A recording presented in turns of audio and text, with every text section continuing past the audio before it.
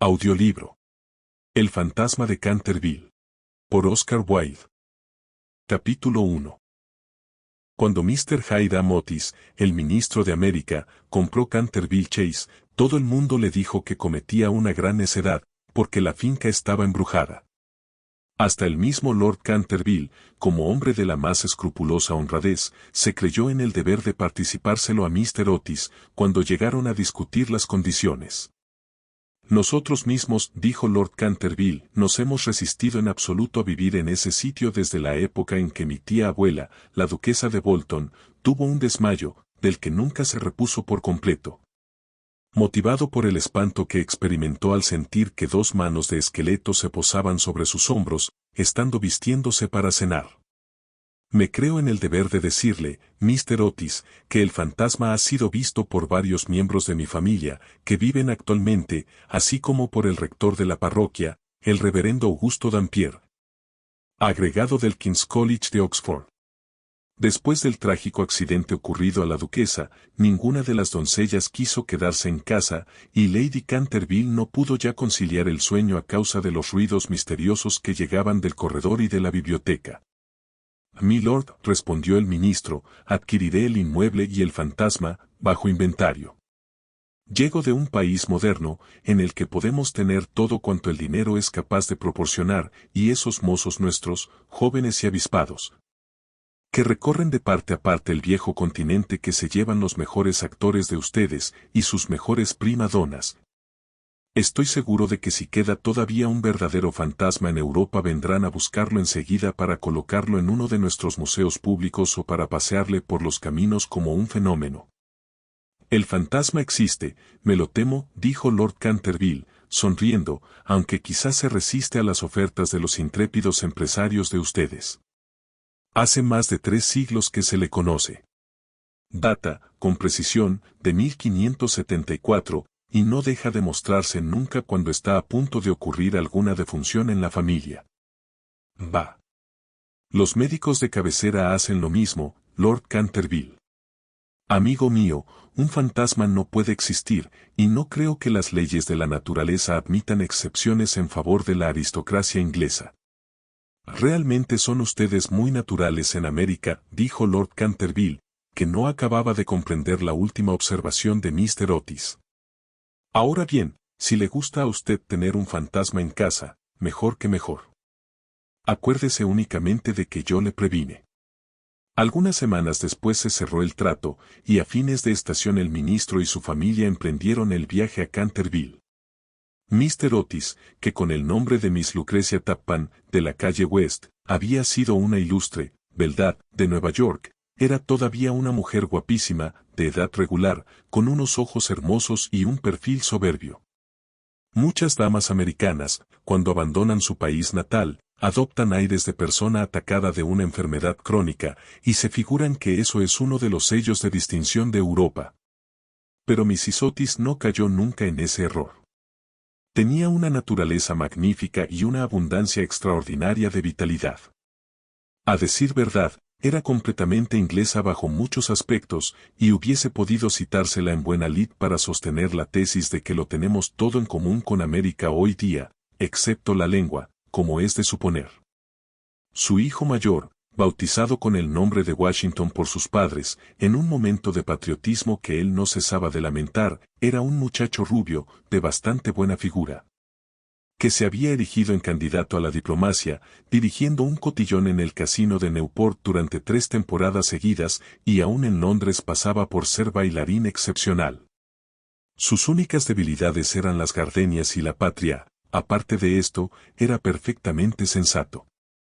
Miss Virginia Otis era una muchachita de 15 años, esbelta y graciosa como un cervatillo, con un bonito aire de despreocupación en sus grandes ojos azules.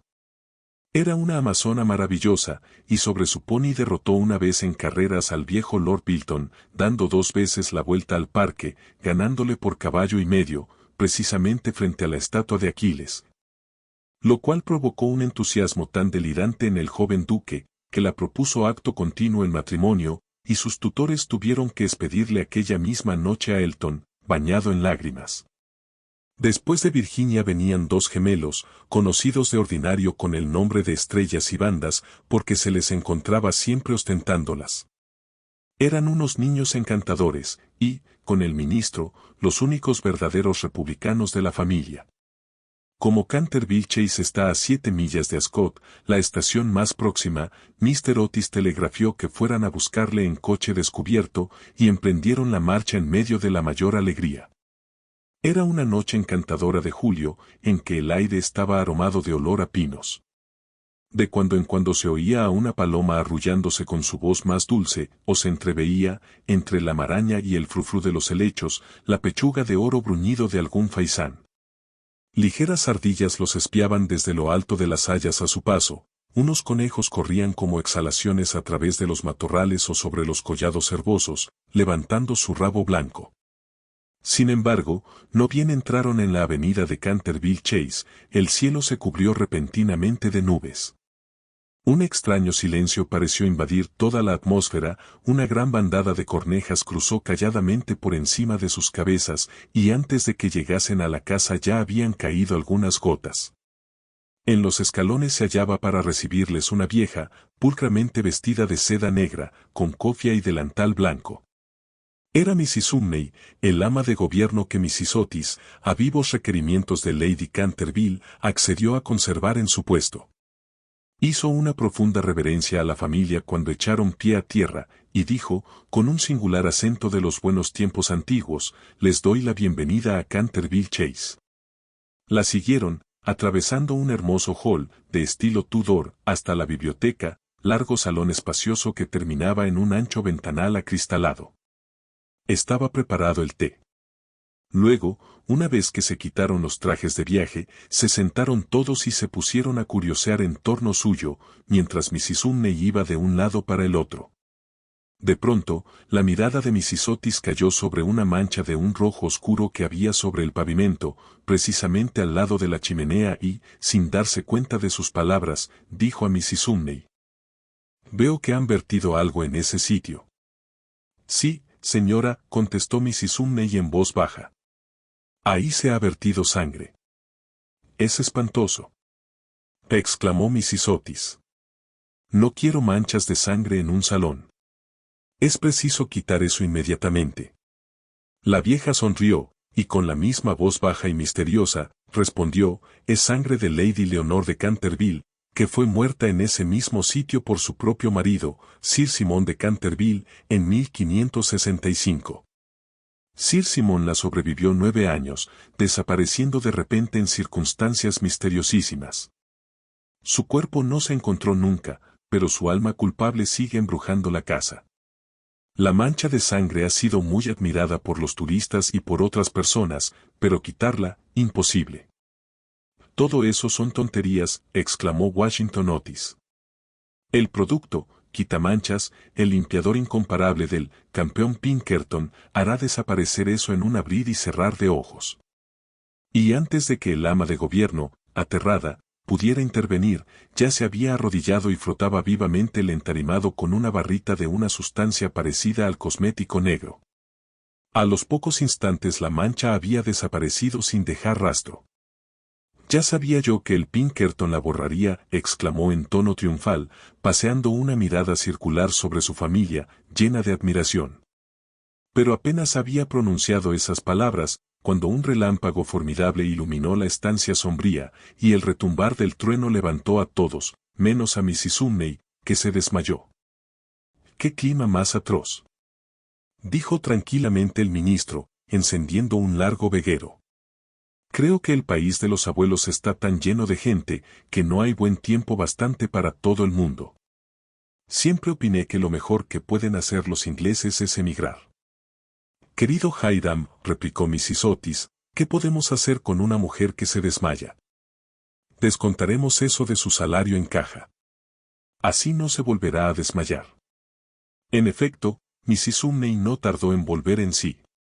Sin embargo, se veía que estaba conmovida hondamente, y con voz solemne advirtió a Mrs. Otis que debía esperarse algún disgusto en la casa. «Señores, he visto con mis propios ojos algunas cosas que pondrían los pelos de punta a cualquier cristiano. Y durante noches y noches no he podido pegar los ojos a causa de los hechos terribles que pasaban. A pesar de lo cual, Mr. Otis y su esposa aseguraron vivamente a la buena mujer que no tenían miedo ninguno de los fantasmas.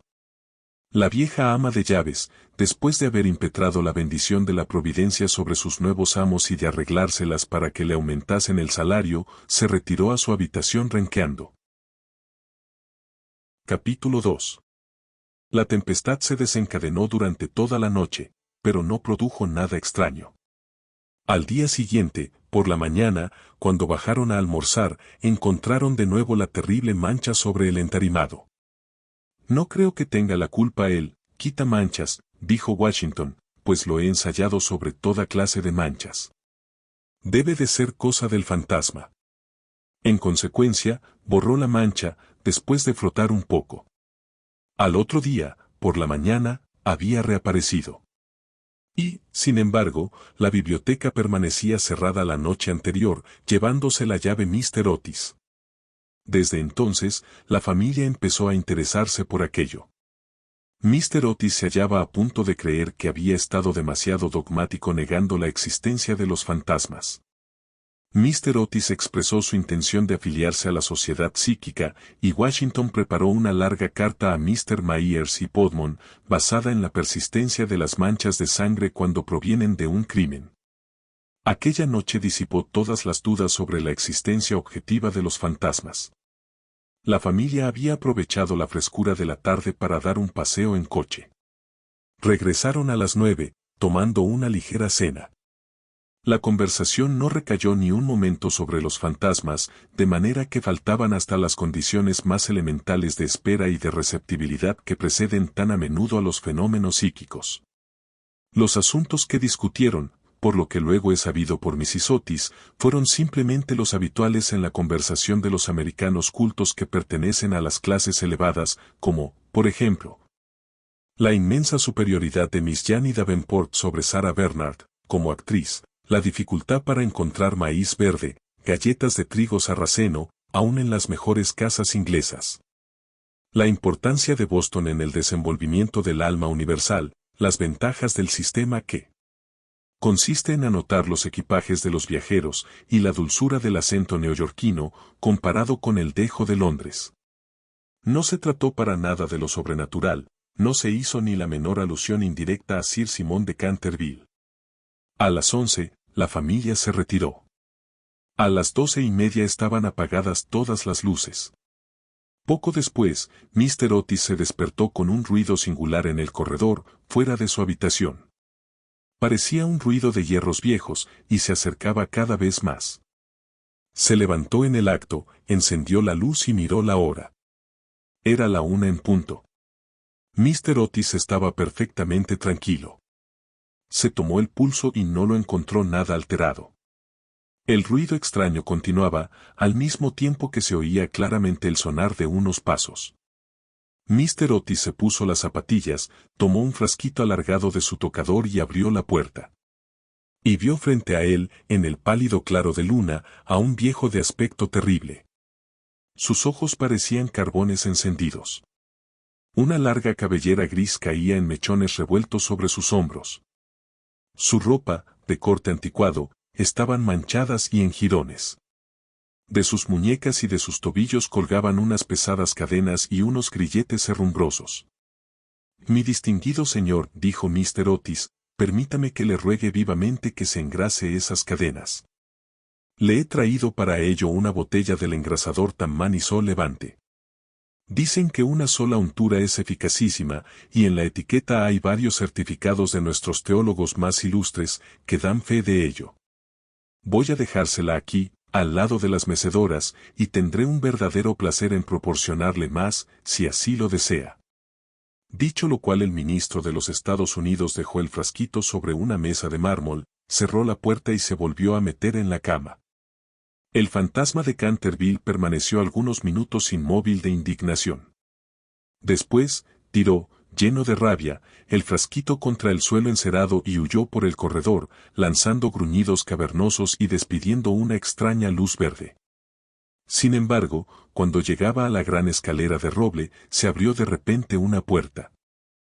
Aparecieron dos siluetas infantiles, vestidas de blanco, y una voluminosa almohada le rozó la cabeza. Evidentemente, no había tiempo que perder, así es que, utilizando como medio de fuga la cuarta dimensión del espacio, se desvaneció a través del estuco, y la casa recobró su tranquilidad. Llegado a un cuartito secreto del ala izquierda, se adosó a un rayo de luna para tomar aliento, y se puso a reflexionar para darse cuenta de su situación. Jamás en toda su brillante carrera, que duraba ya 300 años seguidos, fue injuriado tan groseramente. Se acordó de la duquesa viuda, en quien provocó una crisis de terror, estando mirándose al espejo, cubierta de brillantes y de encajes, de las 4 doncellas a quienes había enloquecido, produciéndoles convulsiones histéricas. Solo con hacer las visajes entre las cortinas de una de las habitaciones destinadas a invitados, del rector de la parroquia, cuya vela apagó de un soplo cuando volvía el buen señor de la biblioteca a una hora avanzada, y que desde entonces se convirtió en mártir de toda clase de alteraciones nerviosas, de la vieja señora de Tremouillac, que, al despertarse a medianoche, le vio sentado en un sillón, al lado de la lumbre, en forma de esqueleto, entretenido en leer el diario que redactaba ella de su vida, y que de resultas de la impresión tuvo que guardar cama durante 6 meses, víctima de un ataque cerebral. Una vez curada se reconcilió con la iglesia y rompió toda clase de relaciones con el señalado escéptico Monsieur de Voltaire. Recordó igualmente la noche terrible en que el bribón de Lord Canterville fue hallado agonizante en su tocador, con una sota de espadas hundida en la garganta, viéndose obligado a confesar que por medio de aquella carta había timado la suma de 10.000 libras a Carlos Foss en casa de Grogford. Y juraba que aquella carta se la hizo tragar el fantasma. Todas sus grandes hazañas le volvían a la mente. Vio desfilar al mayordomo que se levantó la tapa de los sesos por haber visto una mano verde tamborilear sobre los cristales, y la bella Lady Steffield, condenada a llevar alrededor del cuello un collar de terciopelo negro para tapar la señal de 5 dedos, impresos como un hierro candente sobre su blanca piel, y que terminó por ahogarse en el vivero que había al extremo de la Avenida Real. Y, lleno del entusiasmo ególatra del verdadero artista, pasó revista a sus creaciones más célebres. Se dedicó una amarga sonrisa al evocar su última aparición en el papel de Rubén el Rojo, o El Rorro Estrangulado, su debut en el Gibeon, el vampiro flaco del páramo de Bebley. Y el furor que causó una tarde encantadora de junio solo con jugar a los bolos con sus propios huesos sobre el campo de hierba de lawn tennis. ¿Y todo para qué? Para que unos miserables americanos le ofreciesen el engrasador marca Sol Levante y le tirasen almohadas a la cabeza. Era realmente intolerable. Además, la historia nos enseña que jamás fue tratado ningún fantasma de aquella manera. Llegó a la conclusión de que era preciso tomarse la revancha, y permaneció hasta el amanecer en actitud de profunda meditación. Capítulo 3. Cuando a la mañana siguiente el almuerzo reunió a la familia Otis, se discutió extensamente acerca del fantasma. El ministro de los Estados Unidos estaba, como era natural, un poco ofendido viendo que su ofrecimiento no había sido aceptado. No quisiera en modo alguno injuriar personalmente al fantasma, dijo, y reconozco que, dada la larga duración de su estancia en la casa, no era nada cortés tirarle una almohada a la cabeza. Siento tener que decir que esta observación tan justa provocó una explosión de risa en los gemelos. Pero, por otro lado, prosiguió Mr. Otis, si se empeña, sin más ni más, en no hacer uso del engrasador marca Sol Levante, nos veremos precisados a quitarle las cadenas. No habría manera de dormir con todo ese ruido a la puerta de las alcobas. Pero, sin embargo, en el resto de la semana no fueron molestados. Lo único que les llamó la atención fue la reaparición continua de la mancha de sangre sobre el parquet de la biblioteca. Era realmente muy extraño, tanto más cuanto que Mrs. Otis cerraba la puerta con llave por la noche, igual que las ventanas. Los cambios de color que sufría la mancha, comparables a los de un camaleón, produjeron asimismo frecuentes comentarios en la familia. Una mañana era de un rojo oscuro, casi violáceo, otras veces era vermellón, luego, de un púrpura espléndido, y un día, cuando bajaron a rezar, Según los ritos sencillos de la libre Iglesia Episcopal Reformada de América, la encontraron de un hermoso verde esmeralda. Como era natural, estos cambios caleidoscópicos divirtieron grandemente a la reunión y se hacían apuestas todas las noches con entera tranquilidad. La única persona que no tomó parte en la broma fue la joven Virginia. Por razones ignoradas, se sentía siempre impresionada ante la mancha de sangre y estuvo a punto de llorar la mañana que apareció verde esmeralda. El fantasma hizo su aparición el domingo por la noche. Al poco tiempo de estar todos ellos acostados, les alarmó un enorme estrépito que se oyó en el hall. Bajaron apresuradamente y se encontraron con que una armadura completa se había desprendido de su soporte, cayendo sobre las losas. Cerca de allí, sentado en un sillón de alto respaldo, el fantasma de Canterville se restregaba las rodillas, con una expresión de agudo dolor sobre su rostro. Los gemelos, que se habían provisto de sus cañas de majuelos, le lanzaron inmediatamente 2 huesos. Con esa seguridad de puntería que solo se adquiere a fuerza de largos y pacientes ejercicios sobre el profesor de caligrafía. Mientras tanto, el ministro de los Estados Unidos mantenía al fantasma bajo la amenaza de su revólver y, conforme a la etiqueta californiana, le instaba a levantar los brazos. El fantasma se alzó bruscamente, lanzando un grito de furor salvaje, y se disipó en medio de ellos, como una niebla, apagando de paso la vela de Washington Otis y dejándolos a todos en la mayor oscuridad. Cuando llegó a lo alto de la escalera, una vez dueño de sí, se decidió a lanzar su célebre repique de carcajadas satánicas. Contaba la gente que aquello hizo encanecer en una sola noche el peluquín de Lord Brake. Y que no necesitaron más de 3 sucesivas amas de gobierno para decidirse a dimitir antes de terminar el primer mes en su cargo. Por consiguiente, lanzó una carcajada más horrible, despertando paulatinamente los ecos en las antiguas bóvedas. Pero, apagados estos, se abrió una puerta y apareció, vestida de azul claro, Mrs. Otis.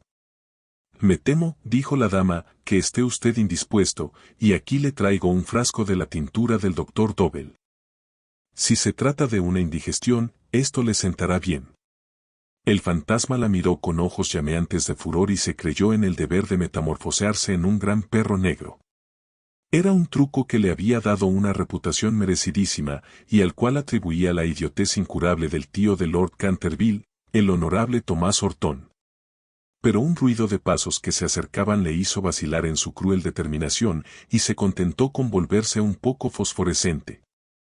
Enseguida se desvaneció, después de lanzar un gemido sepulcral, porque los gemelos iban a darle alcance. Una vez en su habitación se sintió destrozado, preso de la agitación más violenta. La ordinariez de los gemelos, el grosero materialismo de Mrs. Otis, todo aquello resultaba realmente vejatorio, pero lo que más le humillaba era no tener ya fuerzas para llevar una armadura. Contaba con hacer impresión aún en unos americanos modernos, con hacerles estremecer a la vista de un espectro acorazado, ya que no por motivos razonables, al menos por deferencia hacia su poeta nacional Longfellow, cuyas poesías, delicadas y atrayentes, le habían ayudado con frecuencia a matar el tiempo, mientras los Canterville estaban en Londres. Además, era su propia armadura. La llevó con éxito en el torneo de Kenilworth, siendo felicitado calurosamente por la reina virgen en persona. Pero cuando quiso ponérsela quedó aplastado por completo con el peso de la enorme coraza y del yelmo de acero. Y se desplomó pesadamente sobre las losas de piedra, despellejándose las rodillas y contusionándose la muñeca derecha. Durante varios días estuvo malísimo y no pudo salir de su morada más que lo necesario para mantener en buen estado la mancha de sangre. No obstante lo cual, a fuerza de cuidados acabó por restablecerse y decidió hacer una tercera tentativa para aterrorizar al ministro de los Estados Unidos y a su familia. Eligió para su reaparición en escena el viernes de agosto, consagrando gran parte del día a pasar revista a sus trajes. Su elección recayó al fin en un sombrero de ala levantada por un lado y caída del otro, con una pluma roja, en un sudario deshilachado por las mangas y el cuello y, por último, en un puñal mohoso. Al atardecer estalló una gran tormenta. El viento era tan fuerte que sacudía y cerraba violentamente las puertas y ventanas de la vetusta casa. Realmente aquel era el tiempo que le convenía. He aquí lo que pensaba hacer: iría sigilosamente a la habitación de Washington Otis, le musitaría unas frases ininteligibles, quedándose al pie de la cama, y le hundiría 3 veces seguidas el puñal en la garganta, a los sones de una música apagada. Odiaba sobre todo a Washington, porque sabía perfectamente que era él quien acostumbraba a quitar la famosa mancha de sangre de Canterville, empleando el limpiador incomparable de Pinkerton. Después de reducir al temerario, al despreocupado joven, entraría en la habitación que ocupaba el ministro de los Estados Unidos y su mujer.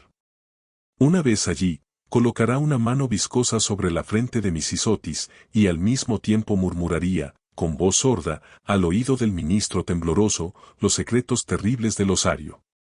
En cuanto a la pequeña Virginia, aún no tenía decidido nada. No lo había insultado nunca. Era bonita y cariñosa.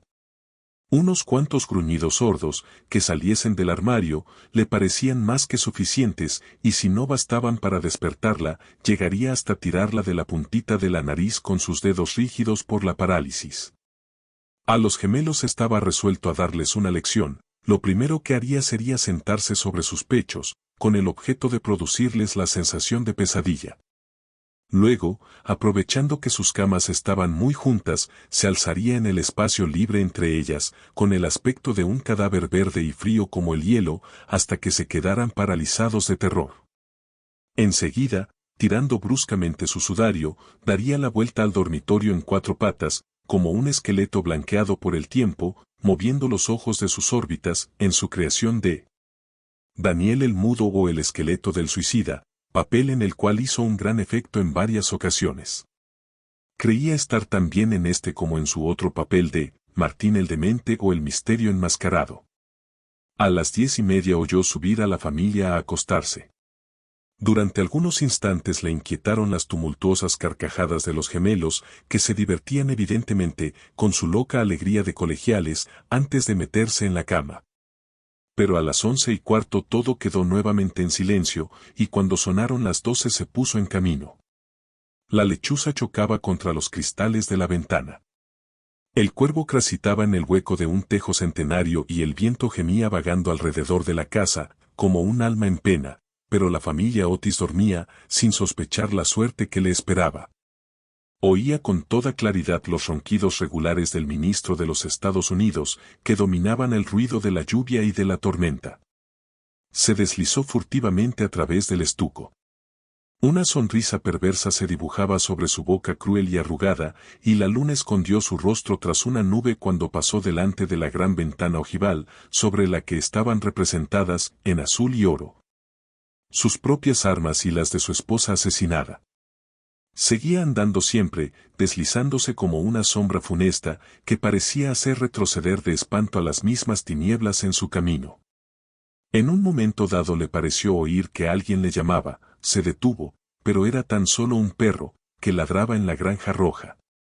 Prosiguió su marcha, refunfuñando extraños juramentos del siglo XVI y blandiendo de cuando en cuando el puñal enmohecido en el aire de medianoche. Por fin llegó a la esquina del pasillo que conducía a la habitación de Washington. Allí hizo una breve parada. El viento agitaba en torno de su cabeza sus largos mechones grises y ceñía en pliegues grotescos y fantásticos el horror indecible del fúnebre sudario. Sonó entonces el cuarto en el reloj. Comprendió que había llegado el momento. Se dedicó una risotada y dio la vuelta a la esquina. Pero apenas lo hizo retrocedió, lanzando un gemido lastimero de terror y escondiendo su cara lívida entre sus largas manos huesosas. Frente a él había un horrible espectro, inmóvil como una estatua, monstruoso como la pesadilla de un loco. La cabeza del espectro era pelada y reluciente, su faz, redonda, carnosa y blanca, una risa horrorosa parecía retorcer sus rasgos en una mueca eterna, por los ojos brotaba a oleadas una luz escarlata. La boca tenía el aspecto de un ancho pozo de fuego, y una vestidura horrible, como la de él, como la del mismo Simón, envolvía con su nieve silenciosa aquella forma gigantesca. Sobre el pecho tenía colgado un cartel con una inscripción en caracteres extraños y antiguos. Quizá era un rótulo infamante, donde estaban escritos delitos espantosos, una terrible lista de crímenes. Tenía, por último, en su mano derecha una cimitarra de acero resplandeciente. Como no había visto nunca fantasmas hasta aquel día, sintió un pánico terrible, y, después de lanzar a toda prisa una segunda mirada sobre el monstruo atroz, regresó a su habitación, trompicando en el sudario que le envolvía. Cruzó la galería corriendo, y acabó por dejar caer el puñal enmohecido en las botas de montar del ministro, donde lo encontró el mayordomo al día siguiente. Una vez refugiado en su retiro, se desplomó sobre un reducido catre de tijera, tapándose la cabeza con las sábanas. Pero, al cabo de un momento, el valor indomable de los antiguos Canterville se despertó en él y tomó la resolución de hablar al otro fantasma en cuanto amaneciese. Por consiguiente, no bien el alba plateó las colinas con su contacto, volvió al sitio en que había visto por primera vez al horroroso fantasma. Pensaba que, después de todo, dos fantasmas valían más que uno solo, y que con ayuda de su nuevo amigo podría contender victoriosamente con los gemelos. Pero cuando llegó al sitio se halló en presencia de un espectáculo terrible. Le sucedía algo indudablemente al espectro, porque la luz había desaparecido por completo de sus órbitas.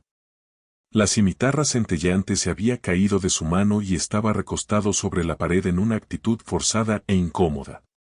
Simón se precipitó hacia adelante y lo cogió en sus brazos, pero cuál no sería su terror viendo despegarse la cabeza y rodar por el suelo, mientras el cuerpo tomaba la posición supina. Y notó que abrazaba una cortina blanca de lienzo grueso y que yacían a sus pies una escoba, un machete de cocina y una calabaza vacía. Sin poder comprender aquella curiosa transformación, cogió con mano febril el cartel, leyendo a la claridad grisácea de la mañana estas palabras terribles. He aquí el fantasma Otis, el único espíritu auténtico y verdadero, desconfiad de las imitaciones. Todos los demás están falsificados. Y la entera verdad se le apareció como un relámpago. Había sido burlado, chasqueado, engañado. La expresión característica de los Canterville reapareció en sus ojos, apretó las mandíbulas desdentadas y, levantando por encima de su cabeza sus manos amarillas, juró, según el ritual pintoresco de la antigua escuela, que cuando el gallo tocara por 2 veces el cuerno de su alegre llamada se consumarían sangrientas hazañas y el crimen, de callado paso, saldría de su retiro. No había terminado de formular este juramento terrible, cuando de una alquería lejana, de tejado de ladrillo rojo, salió el canto de un gallo. Lanzó una larga risotada, lenta y amarga, y esperó. Esperó 1 hora, y después otra, pero por alguna razón misteriosa no volvió a cantar el gallo. Por fin, a eso de las 7:30, la llegada de las criadas le obligó a abandonar su terrible guardia y regresó a su morada, con altivo paso, pensando en su juramento vano y en su vano proyecto fracasado. Una vez allí consultó varios libros de caballería, cuya lectura le interesaba extraordinariamente, y pudo comprobar que el gallo cantó siempre 2 veces en cuantas ocasiones se recurrió a aquel juramento. «Que el diablo se lleve a ese animal volátil», murmuró. En otro tiempo hubiese caído sobre él con mi buena lanza, atravesándole el cuello y obligándole a cantar otra vez para mí, aunque reventara. Y dicho esto se retiró a su confortable caja de plomo, y allí permaneció hasta la noche. Capítulo 4. Al día siguiente el fantasma se sintió muy débil, muy cansado. Las terribles emociones de las 4 últimas semanas empezaban a producir su efecto. Tenía el sistema nervioso completamente alterado, y temblaba al más ligero ruido. No salió de su habitación en 5 días, y concluyó por hacer una concesión en lo relativo a la mancha de sangre del parquet de la biblioteca. Puesto que la familia Otis no quería verla, era indudablemente que no la merecía. Aquella gente estaba colocada a ojos vistas en un plano inferior de vida material y era incapaz de apreciar el valor simbólico de los fenómenos sensibles. La cuestión de las apariciones de fantasmas y el desenvolvimiento de los cuerpos astrales era realmente para ellos cosa desconocida e indiscutiblemente fuera de su alcance. Pero, por lo menos, constituía para él un deber ineludible mostrarse en el corredor 1 vez a la semana y farfullar por la gran ventana ojival el 1 y el 3 miércoles de cada mes. No veía ningún medio digno de sustraerse a aquella obligación. Verdad es que su vida fue muy criminal, pero, quitado eso, era hombre muy concienzudo en todo cuanto se relacionaba con lo sobrenatural. Así, pues, los 3 sábados siguientes atravesó, como de costumbre, el corredor entre 12 de la noche y 3 de la madrugada, tomando todas las precauciones posibles para no ser visto ni oído. Se quitaba las botas, pisaba lo más ligeramente que podía sobre las viejas maderas carcomidas, se envolvía en una gran capa de terciopelo negro, y no dejaba de usar el engrasador Sol Levante para engrasar sus cadenas. Me veo precisado a reconocer que solo después de muchas vacilaciones se decidió a adoptar este último medio de protección. Pero, al fin, una noche, mientras cenaba la familia, se deslizó en el dormitorio de Mrs. Otis y se llevó el frasquito. Al principio se sintió un poco humillado, pero después fue suficientemente razonable para comprender que aquel invento merecía grandes elogios y cooperaba, en cierto modo, a la realización de sus proyectos. A pesar de todo, no se vio a cubierto de matracas.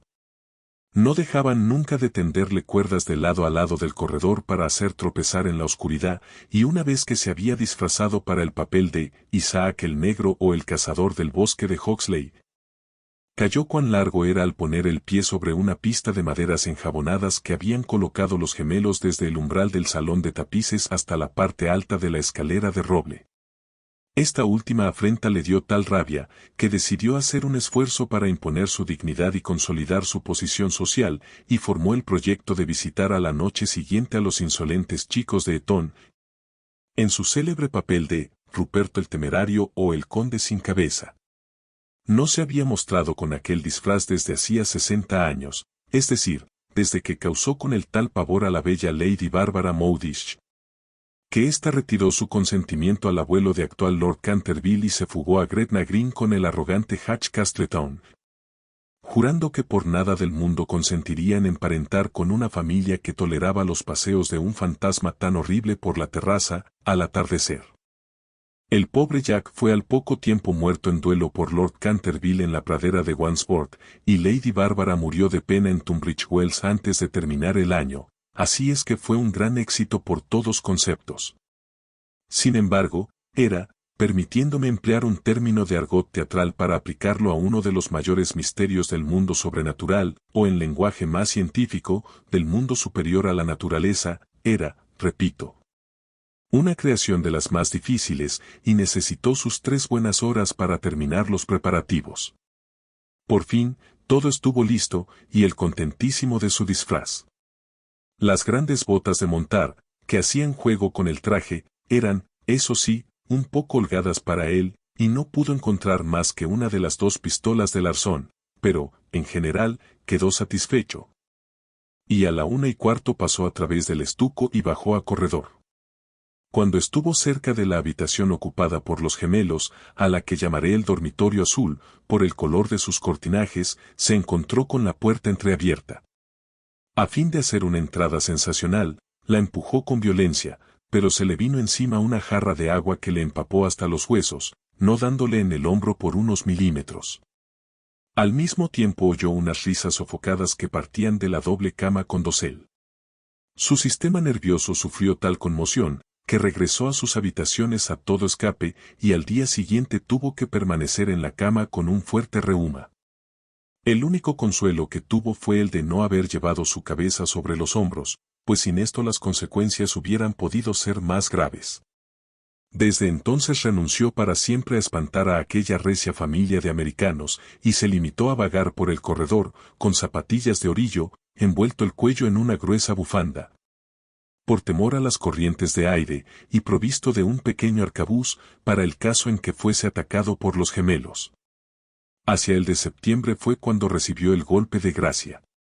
Había bajado por la escalera hasta el espacioso hall, seguro de que en aquel sitio por lo menos estaba a cubierto de jugarretas.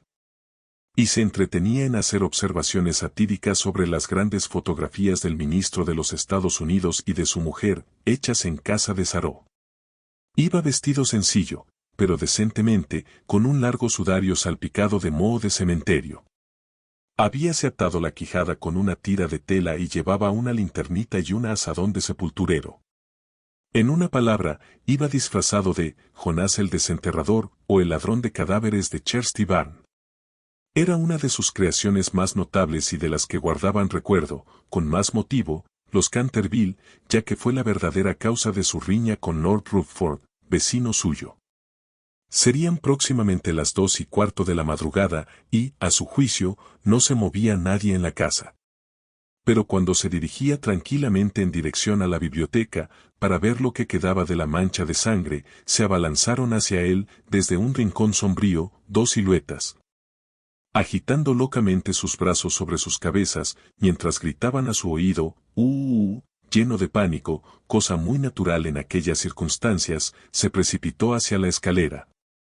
Pero entonces se encontró frente a Washington Otis, que le esperaba armado con la regadera del jardín, de tal modo, que, cercado por sus enemigos, casi acorralado, tuvo que evaporarse en la gran estufa de hierro colado, que, afortunadamente para él, no estaba encendida, y abrirse paso hasta sus habitaciones por entre tubos y chimeneas. Llegando a su refugio en el tremendo estado en que lo pusieron la agitación, el hollín y la desesperación. Desde aquella noche no volvió a vérsele nunca de expedición nocturna. Los gemelos se quedaron muchas veces en acecho para sorprenderle, sembrando de cáscara de nuez los corredores todas las noches, con gran molestia de sus padres y criados. Pero fue inútil. Su amor propio estaba profundamente herido, sin duda, y no quería mostrarse. En vista de ello, Mr. Otis se puso a trabajar en su gran obra sobre la historia del Partido Demócrata, obra que había empezado 3 años antes. Mrs. Otis organizó un clam bake extraordinario, del que se habló en toda la comarca. Los niños se dedicaron a jugar a la barra, al écarté, al póker y a otras diversiones nacionales de América. Virginia dio paseos a caballo por las carreteras, en compañía del duquesito de Cheshire, que se hallaba en Canterville pasando su última semana de vacaciones. Todo el mundo se figuraba que el fantasma había desaparecido, hasta el punto de que Mr. Otis escribió una carta a Lord Canterville para comunicárselo. Y recibió en contestación otra carta en la que éste le testimoniaba el placer que le producía la noticia y enviaba sus más sinceras felicitaciones a la digna esposa del ministro. Pero los Otis se equivocaban. El fantasma seguía en la casa y, aunque se hallaba muy delicado, no estaba dispuesto a retirarse, sobre todo después de saber que figuraba entre los invitados el duquesito de Cheshire, cuyo tío, Lord Francis Stilton, apostó una vez con el coronel Carbury a que jugaría a los dados con el fantasma de Canterville. A la mañana siguiente se encontraron a Lord Stilton tendido sobre el suelo del salón de juego en un estado de parálisis tal que, a pesar de la edad avanzada que alcanzó, no pudo ya nunca pronunciar más palabras que estas. 6 doble.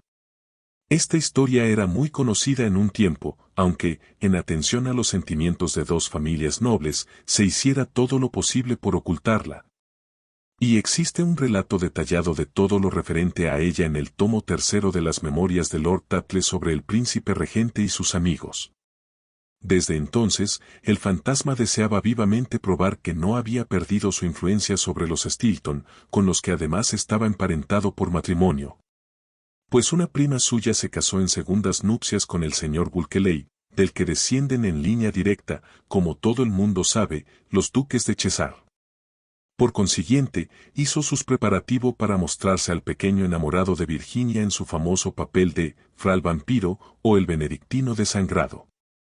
Era un espectáculo espantoso, que cuando la vieja Lady Starbury se lo vio representar, es decir en víspera del Año Nuevo, empezó a lanzar chillidos agudos, que tuvieron por resultado un fuerte ataque de apoplejía y su fallecimiento al cabo de 3 días, no sin que desheredara antes a los Canterville y legase todo su dinero a su farmacéutico en Londres.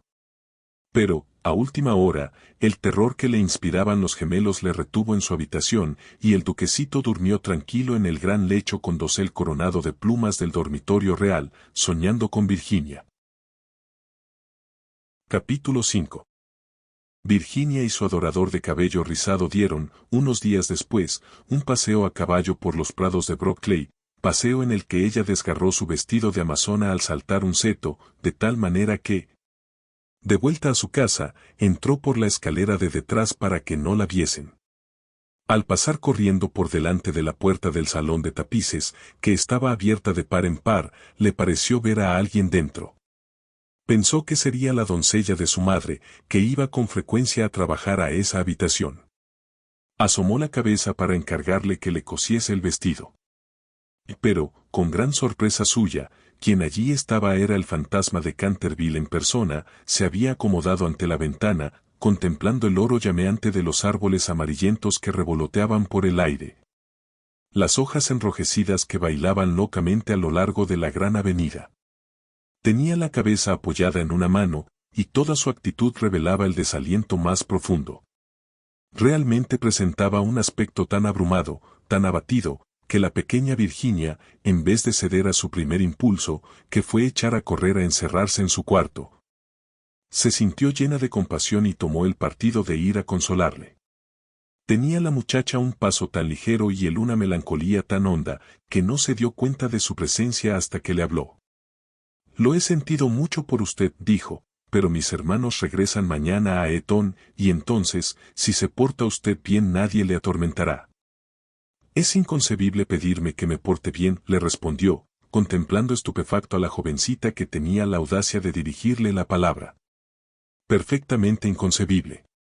Es necesario que yo sacuda mis cadenas, que gruña por los agujeros de las cerraduras y que corretee de noche. ¿Eso es lo que usted llama portarse mal? No tengo otra razón de ser». «Eso no es una razón de ser. En sus tiempos fue usted muy malo, ¿sabe? Mrs. Umney nos dijo el día que llegamos que usted mató a su esposa». «Sí, lo reconozco», respondió incautamente el fantasma. «Pero era un asunto de familia y nadie tenía que meterse». «Está muy mal matar a nadie», dijo Virginia, que a veces adoptaba un bonito gesto de gravedad puritana, heredado quizás de algún antepasado venido de Nueva Inglaterra. «O no puedo sufrir la severidad barata de la moral abstracta. Mi mujer era feísima. No almidonaba nunca lo bastante mis puños y no sabía nada de cocina. Mire usted, un día había yo cazado un soberbio ciervo en los bosques de Hoxley, un hermoso macho de 2 años. Pues no puede usted figurarse cómo me lo sirvió. Pero, en fin, dejemos eso. Es asunto liquidado, y no encuentro nada bien que sus hermanos me dejasen morir de hambre, aunque yo la matase». «Que lo dejaran morir de hambre. Oh señor fantasma. Don Simón, quiero decir, ¿es que tiene usted hambre? Hay un sándwich en mi costurero. ¿Le gustaría?» «No, gracias, ahora ya no como, pero, de todos modos, lo encuentro amabilísimo por su parte. Es usted bastante atenta que el resto de su horrible, arisca, ordinaria y ladrona familia». «Basta», exclamó Virginia, dando con el pie en el suelo. «El arisco, el horrible y el ordinario lo es usted. En cuanto a lo de ladrón, bien sabe usted que me ha robado mis colores de la caja de pinturas para restaurar esa ridícula mancha de sangre en la biblioteca. Empezó usted por coger todos mis rojos, incluso el bermellón, imposibilitándome para pintar puestas de sol. Después agarró usted el verde esmeralda y el amarillo cromo. Y, finalmente, solo me queda el añil y el blanco. Así es que ahora no puedo hacer más que claros de luna, que da grima ver, e incomodísimos, además, de colorear. Y no le he acusado, aun estando fastidiada y a pesar de que todas esas cosas son completamente ridículas. ¿Se ha visto alguna vez sangre color verde esmeralda? Vamos a ver, dijo el fantasma, con cierta dulzura, ¿y qué iba yo a hacer? Es dificilísimo en los tiempos actuales agenciarse sangre de verdad, y ya que su hermano empezó con su quitamanchas incomparable, no veo por qué no iba yo a emplear los colores de usted para resistir. En cuanto al tono, es cuestión de gusto. Así, por ejemplo, los Canterville tienen sangre azul, la sangre más azul que existe en Inglaterra. Aunque ya sé que ustedes los americanos no hacen el menor caso de esas cosas. No sabe usted nada, y lo mejor que puede hacer es emigrar, y así se formará idea de algo. Mi padre tendrá un verdadero gusto en proporcionarle un pasaje gratuito, y aunque haya derechos de puertas elevadísimos sobre toda clase de cosas, no le pondrán dificultades en la aduana. Y una vez en Nueva York, puede usted contar con un gran éxito. Conozco infinidad de personas que darían $100,000 por tener antepasados y que sacrificarían mayor cantidad aún por tener un fantasma de familia. Creo que no me divertiría mucho en América. Quizás se deba a que allí no tenemos ni ruinas ni curiosidades, dijo burlonamente Virginia. ¿Qué curiosidades ni qué ruinas?, contestó el fantasma. Tienen ustedes su marina y sus modales. Buenas noches, voy a pedir a papá que conceda a los gemelos una semana más de vacaciones. No se vaya, Miss Virginia, se lo suplico, exclamó el fantasma. Estoy tan solo y soy tan desgraciado, que no sé qué hacer. Quisiera ir a acostarme y no puedo. Pues es inconcebible, no tiene usted más que meterse en la cama y apagar la luz. Algunas veces es dificilísimo permanecer despierto, sobre todo en una iglesia, pero, en cambio, dormir es muy sencillo. Ya ve usted, los gemelos saben dormir admirablemente, y no son de los más listos. Hace 300 años que no duermo, dijo el anciano tristemente, haciendo que Virginia abriese mucho sus hermosos ojos azules, hace ya 300 años que no duermo, así es que me siento cansadísimo. Virginia adoptó un grave continente, y sus finos labios se movieron como pétalos de rosa. Se acercó y arrodillándose al lado del fantasma, contempló su rostro envejecido y arrugado. Pobrecito fantasma, profirió a media voz, ¿y no hay ningún sitio donde pueda usted dormir? Allá lejos, pasando el pinar, respondió él en voz baja y soñadora, hay un jardincito. La hierba crece en el alta y espesa, allí pueden verse las grandes estrellas blancas de la cicuta, allí el ruiseñor canta toda la noche. Canta toda la noche, y la luna de cristal helado deja caer su mirada y el tejo extiende sus brazos de gigante sobre los durmientes. Los ojos de Virginia se empañaron de lágrimas y sepultó la cara entre sus manos. ¿Se refiere usted al jardín de la muerte?, murmuró. Sí, de la muerte, que debe ser hermosa. Descansar en la blanda tierra oscura, mientras las hierbas se balancean encima de nuestra cabeza, y escuchar el silencio. No tener ni ayer ni mañana. Olvidarse del tiempo y de la vida, morir en paz. Usted puede ayudarme, usted puede abrirme de par en par las puertas de la muerte, porque el amor le acompaña a usted siempre, y el amor es más fuerte que la muerte. Virginia tembló. Un estremecimiento helado recorrió todo su ser, y durante unos instantes hubo un gran silencio. Le parecía vivir un sueño terrible. Entonces el fantasma habló de nuevo con una voz que resonaba como los suspiros del viento. ¿Ha leído usted alguna vez la antigua profecía que hay sobre las vidrieras de la biblioteca? Oh, muchas veces, exclamó la muchacha levantando los ojos. La conozco muy bien. Está pintada con unas curiosas letras doradas y se lee con dificultad. No tiene más que estos 6 versos. Cuando una joven rubia logre hacer brotar una oración de los labios del pecador, cuando el almendro estéril de fruto y una niña deje correr su llanto, entonces toda la casa recobrará la tranquilidad y volverá la paz a Canterville. Pero no sé lo que significa. Significa que tiene usted que llorar conmigo mis pecados, porque no tengo lágrimas, y que tiene usted que rezar conmigo por mi alma, porque no tengo fe, y entonces, si ha sido usted siempre dulce, buena y cariñosa, el ángel de la muerte se apoderará de mí. Verá usted seres terribles en las tinieblas y voces funestas murmurarán en sus oídos, pero no podrán hacerle ningún daño, porque contra la pureza de una niña no pueden nada las potencias infernales. Virginia no contestó, y el fantasma se retorcía las manos en la violencia de su desesperación, sin dejar de mirar la rubia cabeza inclinada. De pronto se irguió la joven, muy pálida, con un fulgor en los ojos. No tengo miedo, dijo con voz firme, y rogaré al ángel que se apiade de usted. Se levantó el fantasma de su asiento lanzando un débil grito de alegría, cogió la blonda cabeza entre sus manos, con una gentileza que recordaba los tiempos pasados, y la besó. Sus dedos estaban fríos como hielo y sus labios abrasaban como el fuego, pero Virginia no flaqueó, después la hizo atravesar la estancia sombría. Sobre el tapiz, de un verde apagado, estaban bordados unos pequeños cazadores. Soplaban en sus cuerpos adornados de flecos y con sus lindas manos le hacían gestos de que retrocediese. Vuelve sobre tus pasos, Virginia. Vete, vete. Gritaban. Pero el fantasma le apretaba en aquel momento la mano con más fuerza, y ella cerró los ojos para no verlos. Horribles animales de colas de lagarto y de ojazos saltones parpadearon maliciosamente en las esquinas de la chimenea, mientras le decían en voz baja, «Ten cuidado, Virginia, ten cuidado.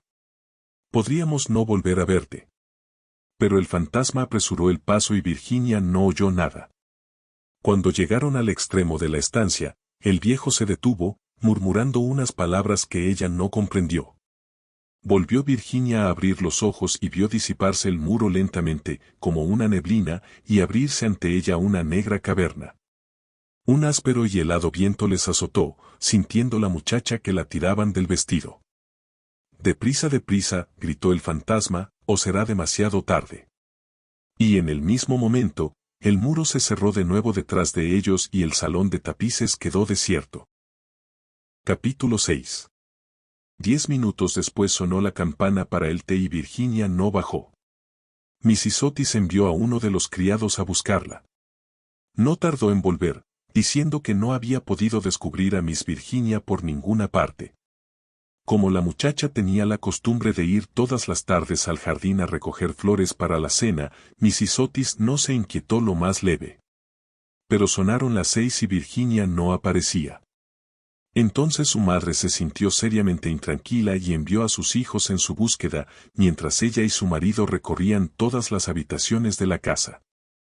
A las 6:30 volvieron los gemelos, diciendo que no habían encontrado huellas de su hermana por parte alguna. Entonces se conmovieron todos extraordinariamente, y nadie sabía qué hacer, cuando Mrs. Otis recordó de repente que pocos días antes habían permitido acampar en el parque de una tribu de gitanos. Así es que salió inmediatamente para Blackfell Hollow, acompañado de su hijo mayor y de 2 de sus criados de la granja. El duquesito de Cheshire, completamente loco de inquietud, rogó con insistencia a Mrs. Otis que lo dejase acompañarle, mas éste se negó temiendo algún jaleo. Pero cuando llegó al sitio en cuestión vio que los gitanos se habían marchado. Se dieron prisa a huir, sin duda alguna, pues el fuego ardía todavía y quedaban platos sobre la hierba. Después de mandar a Washington y a los 2 hombres que registrasen los alrededores, se apresuró a regresar y envió telegramas a todos los inspectores de policía del condado, rogándoles buscasen a una joven raptada por unos vagabundos o gitanos. Luego hizo que le trajeran su caballo, y después de insistir para que su mujer y sus 3 hijos se sentaran a la mesa, partió con un grom por el camino de Ascot. Había recorrido apenas 2 millas, cuando oyó un galope a su espalda. Se volvió, viendo al duquesito que llegaba en su pony, con la cara sofocada y la cabeza descubierta. «Lo siento muchísimo», le dijo el joven con voz entrecortada, «pero me es imposible comer mientras Virginia no aparezca. Se lo ruego, no se enfade conmigo. Si nos hubiera permitido casarnos el año último, no habría pasado esto nunca. No me rechaza usted, ¿verdad? No puedo ni quiero irme». El ministro no pudo menos que dirigir una sonrisa a aquel mozo guapo y atolondrado, conmovido ante la abnegación que mostraba por Virginia. Inclinándose sobre su caballo, le acarició los hombros bondadosamente, y le dijo, «Pues bien, Cecil, ya que insiste usted en venir, no me queda más remedio que admitirle en mi compañía, pero, eso sí, tengo que comprarle un sombrero en Ascot». «Al diablo el sombrero. Lo que quiero es Virginia», exclamó el duquesito, riendo. Y acto seguido galoparon hasta la estación. Una vez allí, Mr. Otis preguntó al jefe si no habían visto en el andén de salida a una joven cuyas señas correspondiesen con las de Virginia, pero no averiguó nada sobre ella. No obstante lo cual, el jefe de la estación expidió telegramas a las estaciones del trayecto, ascendentes y descendentes, y le prometió ejercer una vigilancia minuciosa. Enseguida, después de comprar un sombrero para el duquesito en una tienda de novedades que se disponía a cerrar, Mr. Otis cabalgó hasta Besley, pueblo situado 4 millas más allá, y que, según le dijeron, era muy frecuentado por los gitanos. Hicieron levantarse al guarda rural, pero no pudieron conseguir ningún dato de él. Así es que, después de atravesar la plaza, los dos jinetes tomaron otra vez el camino de casa, llegando a Canterville a eso de las 11, rendidos de cansancio y con el corazón desgarrado por la inquietud. Se encontraron allí con Washington y los gemelos, esperándolos a la puerta con linternas, porque la avenida estaba muy oscura. No se había descubierto la menor señal de Virginia. Los gitanos fueron alcanzados en el prado de Brockley, pero no estaba la joven entre ellos. Explicaron la prisa de su marcha, diciendo que habían equivocado el día en que debía celebrarse la feria de Chorlton y que el temor de llegar demasiado tarde les obligó a darse prisa. Además, parecieron desconsolados por la desaparición de Virginia, pues estaban agradecidísimos a Mr. Otis por haberles permitido acampar en su parque. 4 de ellos se quedaron detrás para tomar parte en las pesquisas. Se hizo vaciar el estanque de las carpas. Registraron la finca en todos los sentidos pero no consiguieron nada. Era evidente que Virginia estaba perdida, al menos por aquella noche, y fue con un aire de profundo abatimiento como entraron en casa Mr. Otis y los jóvenes, seguidos del groom, que llevaba de las bridas al caballo y al pony. En el hall se encontraron con el grupo de criados, llenos de terror. La pobre Mrs. Otis estaba tumbada sobre un sofá de la biblioteca, casi loca de espanto y de ansiedad, y la vieja ama de gobierno le humedecía la frente con agua de colonia. Fue una comida tristísima. No se hablaba apenas, y hasta los mismos gemelos parecían despavoridos y consternados, pues querían mucho a su hermana. Cuando terminaron, Mr. Otis, a pesar de los ruegos del duquesito, mandó que todo el mundo se acostase, ya que no podía hacer cosa alguna aquella noche. Al día siguiente telegrafiaría a Scotland Yard para que pusieran inmediatamente varios detectives a su disposición. Pero he aquí que en el preciso momento en que salían del comedor sonaron las 12 en reloj de la torre. Apenas acababan de extinguirse las vibraciones de la última campanada, cuando se oyó un crujido acompañado de un grito penetrante. Un trueno formidable bamboleó la casa, una melodía, que no tenía nada de terrenal, flotó en el aire. Un lienzo de la pared se despegó bruscamente en lo alto de la escalera, y sobre el rellano, muy pálida, casi blanca, apareció Virginia, llevando en la mano una cajita. Inmediatamente se precipitaron todos hacia ella. Mrs. Otis la estrechó apasionadamente contra su corazón. El duquesito casi la ahogó con la violencia de sus besos, y los gemelos ejecutaron una danza de guerra salvaje alrededor del grupo. «Hija mía, ¿dónde te habías metido?», dijo Mr. Otis, bastante enfadado, creyendo que les había querido dar una broma a todos ellos. «Cecil y yo hemos registrado toda la comarca en busca tuya, y tu madre ha estado a punto de morirse de espanto. No vuelvas a dar bromitas de ese género a nadie. Y menos al fantasma, menos al fantasma», gritaron los gemelos, continuando sus cabriolas. «Hija mía querida, gracias a Dios que te hemos encontrado, ya no nos volveremos a separar», murmuraba Mrs. Otis, besando a la muchacha, toda trémula, y acariciando sus cabellos de oro, que se desparramaban sobre sus hombros. «Papá», dijo dulcemente Virginia, «estaba con el fantasma. Ha muerto ya. Es preciso que vayáis a verle. Fue muy malo, pero se ha arrepentido sinceramente de todo lo que había hecho, y antes de morir me ha dado esta caja de hermosas joyas». Toda la familia la contempló muda y aterrada, pero ella tenía un aire muy solemne y muy serio.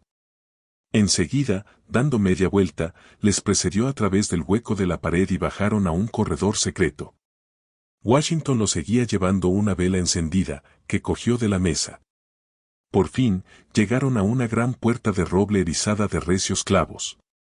Virginia la tocó, y entonces la puerta giró sobre sus goznes enormes y se hallaron en una habitación estrecha y baja, con el techo abovedado, y que tenía una ventanita.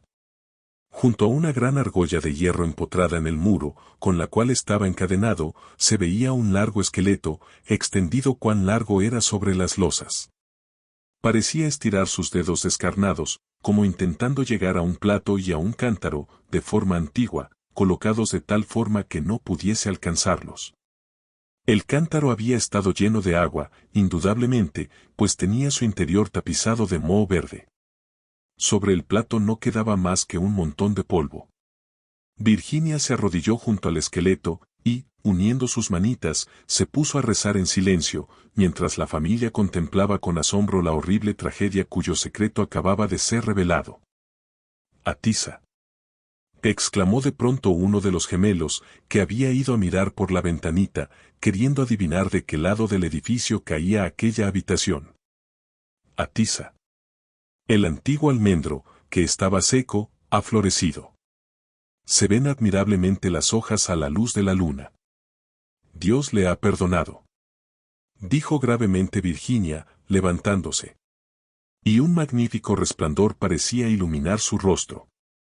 «Y eres un ángel», exclamó el duquesito, ciñéndole el cuello con sus brazos y besándola. Capítulo 7. 4 días después de estos curiosos sucesos, a eso de las 11 de la noche, salía un fúnebre cortejo de Canterville House.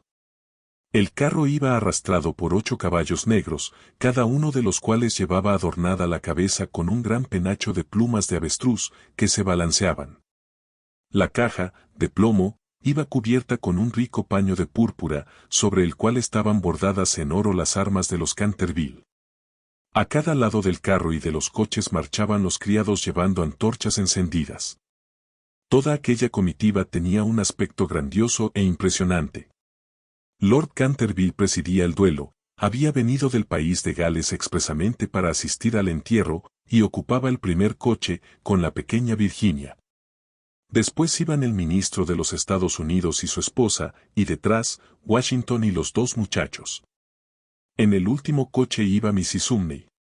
Todo el mundo convino en que, después de haber sido atemorizada por el fantasma, por espacio de más de 50 años, tenía realmente derecho de verle desaparecer para siempre. Cavaron una profunda fosa en un rincón del cementerio, precisamente bajo el tejo centenario, y dijo las últimas oraciones, del modo más patético, el reverendo Augusto Dampier. Luego, al bajar la caja a la fosa, Virginia se adelantó, colocando encima de ella una gran cruz hecha con flores de almendro, blancas y rojas. En aquel momento salió la luna detrás de una nube e inundó el cementerio con sus silenciosas oleadas de plata, y de un bosquecillo cercano se elevó el canto de un ruiseñor.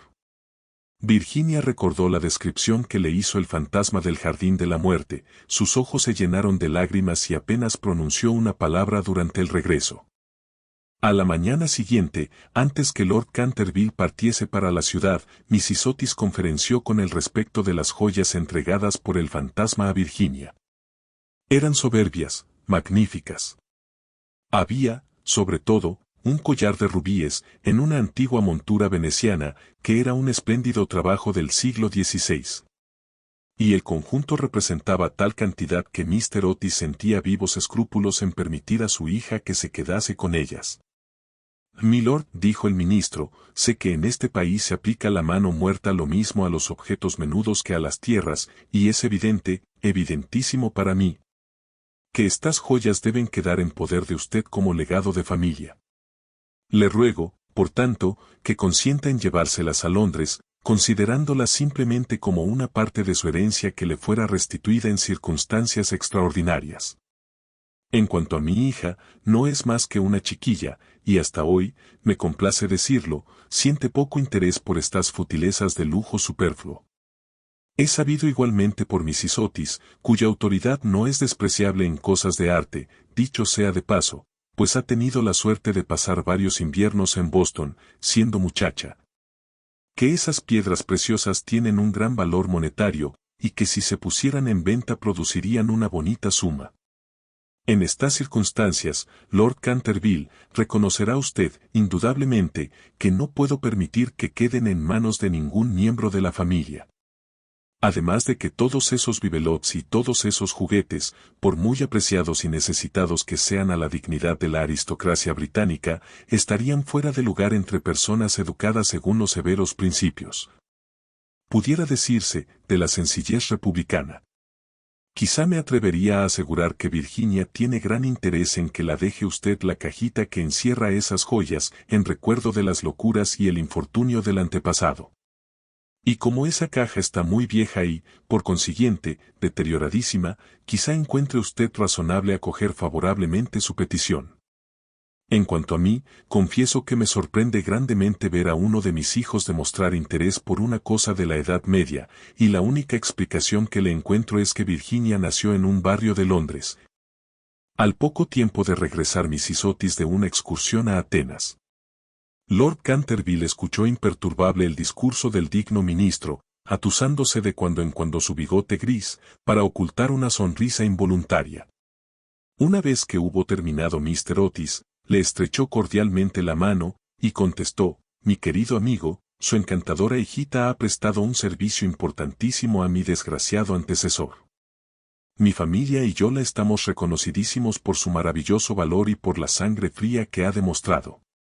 Las joyas le pertenecen, sin duda alguna, y creo, a fe mía, que si tuviese yo la suficiente insensibilidad para quitárselas, el viejo tunante saldría de su tumba al cabo de 15 días para infernarme la vida.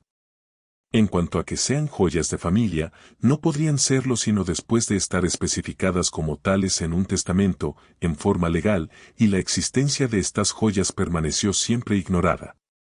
Le aseguro que son tan mías como de su mayordomo. Cuando Miss Virginia sea mayor, sospecho que le encantará tener cosas tan lindas que llevar. Además, Mr. Otis, olvida usted que adquirió usted el inmueble y el fantasma bajo inventario. De modo que todo lo que pertenece al fantasma le pertenece a usted. A pesar de las pruebas de actividad que ha dado Sir Simon por el corredor, no por eso deja de estar menos muerto, desde el punto de vista legal, y su compra le hace a usted dueño de lo que le pertenecía a él. Mr. Otis se quedó muy preocupado ante la negativa de Lord Canterville, y le rogó que reflexionara nuevamente su decisión. Pero el excelente par se mantuvo firme y terminó por convencer al ministro de que aceptase el regalo del fantasma. Cuando, en la primavera la duquesita de Cheshire fue presentada por primera vez en la recepción de la reina, con motivo de su casamiento, sus joyas fueron motivo de general admiración. Porque Virginia fue agraciada con el tortil o lambrequín de baronía, que se otorga como recompensa a todas las americanitas juiciosas, y se casó con su novio en cuanto éste tuvo edad para ello. Eran ambos tan agradables y se amaban de tal modo, que a todo el mundo le encantó ese matrimonio, menos a la vieja marquesa de Dumbleton, que venía haciendo todo lo posible por atrapar al duquesito y casarle con una de sus 7 hijas. Para conseguirlo dio lo menos 3 grandes comidas costosísimas. Cosa rara, Mr. Otis sentía una gran simpatía personal por el duquesito, pero teóricamente era enemigo del particularismo y, según sus propias palabras, era de temer que, entre las influencias debilitantes de una aristocracia ávida de placer, fueran olvidados por Virginia los verdaderos principios de la sencillez republicana. Pero nadie hizo caso de sus observaciones, y cuando avanzó por la nave lateral de la iglesia de San Jorge, en Hanover Square, llevando a su hija del brazo, no había hombre más orgulloso en toda Inglaterra. Después de la luna de miel, el duque y la duquesa regresaron a Canterville Chase, y al día siguiente de su llegada, por la tarde, fueron a dar una vuelta por el cementerio solitario próximo al Pinar. Al principio le preocupó mucho lo relativo a la inscripción que debía grabarse sobre la losa fúnebre de Sir Simon, pero concluyeron por decidir que se pondrían simplemente las iniciales del viejo gentilhombre y los versos escritos en la ventana de la biblioteca. La duquesa llevaba unas rosas magníficas que desparramó sobre la tumba. Después de permanecer allí un rato, pasaron por las ruinas del claustro de la antigua abadía. La duquesa se sentó sobre una columna caída, mientras su marido, recostado a sus pies y fumando un cigarrillo, contemplaba sus lindos ojos. De pronto tiró el cigarrillo y, tomándole una mano le dijo, «Virginia, una mujer no debe tener secretos con su marido». «Y no los tengo, querido Cecil». «Si los tienes», respondió sonriendo. «No me has dicho nunca lo que sucedió mientras estuviste encerrada con el fantasma». «Ni se lo he dicho a nadie», replicó gravemente Virginia. «Ya lo sé, pero bien me lo podrías decir a mí». «Cecil, te ruego que no me lo preguntes. No puedo realmente decírtelo. Pobre Sir Simon. Le debo mucho». «Sí, no te rías, Cecil», le debo mucho realmente. Me hizo ver lo que es la vida, lo que significa la muerte y por qué el amor es más fuerte que la muerte. El duque se levantó para besar amorosamente a su mujer. Puedes guardar tu secreto mientras yo posea tu corazón, dijo a media voz. Siempre fue tuyo. Y se lo dirás algún día a nuestros hijos, ¿verdad? Virginia se ruborizó. Fin.